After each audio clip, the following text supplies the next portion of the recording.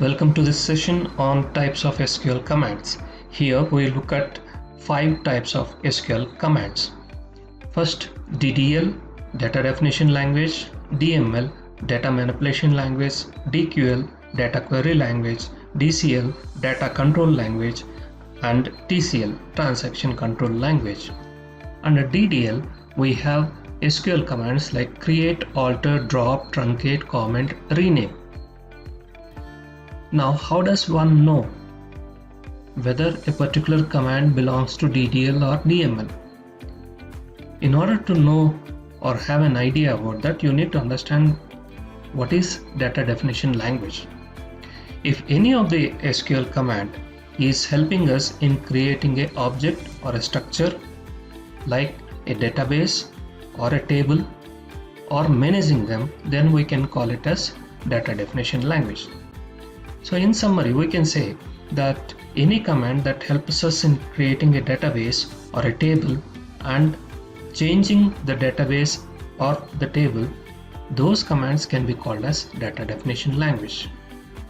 Next group of commands are called as data manipulation language. The structure of the database or the table we have created using DDL commands are useless until and unless we use data manipulation language to store data into those structures, databases, tables, and manage the data. We use commands like insert, update, delete, etc. Now that we have a database table, we have stored the data in it. Now is the time to use the data. DQL or data query language helps us in accessing the data stored in databases and tables. Primarily, we use a SQL command called select. Next, data control language. Until now, we have seen that we have commands like create, that is a data definition language; insert, data manipulation language; select, data query language. Now the question comes, who should use these commands? The permissions for users is given using DCL or data control language. If you want to give a permission to use all these commands to a particular user, then you use the command grant. Or once you have granted, you want to revoke the rights to use these commands or perform any operation on the database, then we use revoke. So data control language are the commands or the statements that will help us in controlling the rights on the database. Transaction control language will help us in either permanently finalizing our operations on the database or rolling them back. What does this mean? Until now, we have seen all these commands, DDL, DML, DQL, performing various operations on the database. Now these operations are not finalized, that is, the effect of these statements will not be there until unless the session is closed. For that purpose, before closing the session, if we want to finalize the effects on our database permanently, we use something called as commit. Commit will finalize all the operations done on the database.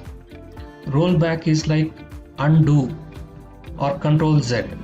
If you want to undo any transaction that you have done using, let us say, the data manipulation language commands, then you can use rollback to undo the transaction. Let us get into further details. What are the data definition language commands? We'll look at all the commands.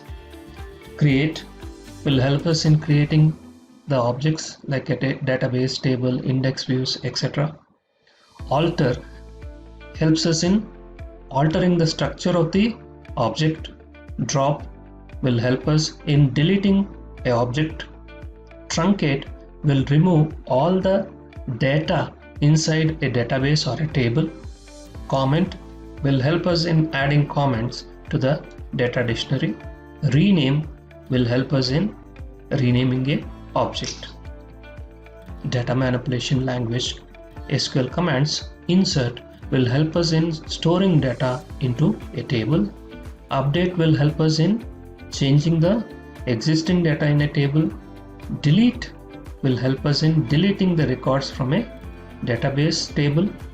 Merge, explain plan, log table are not frequently used when we are learning SQL as a beginner.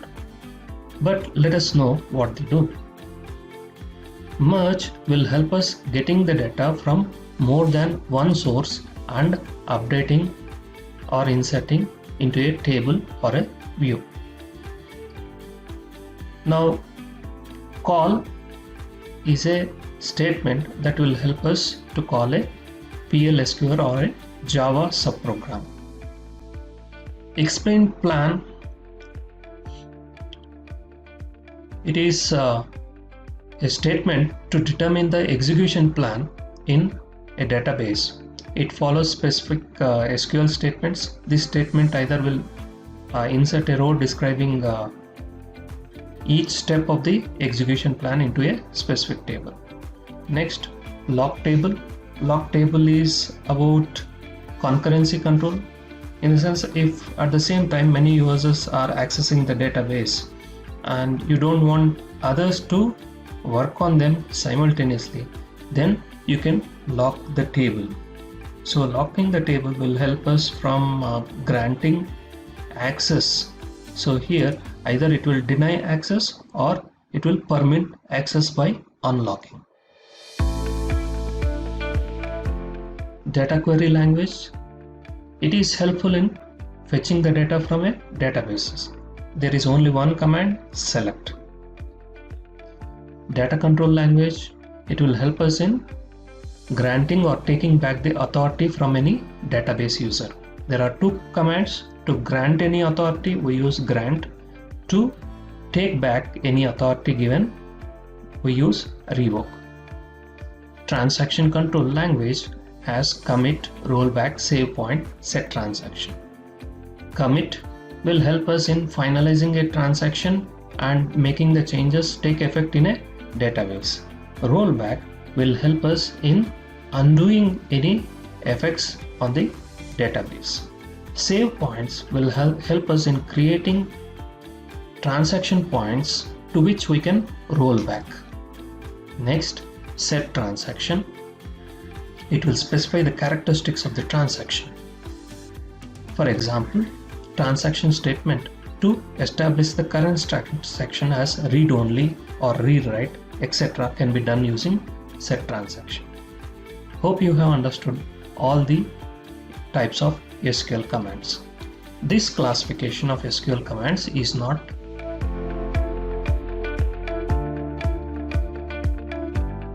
universally accepted. In a sense, you will find different classification depending on the source you are referring to. Thank you.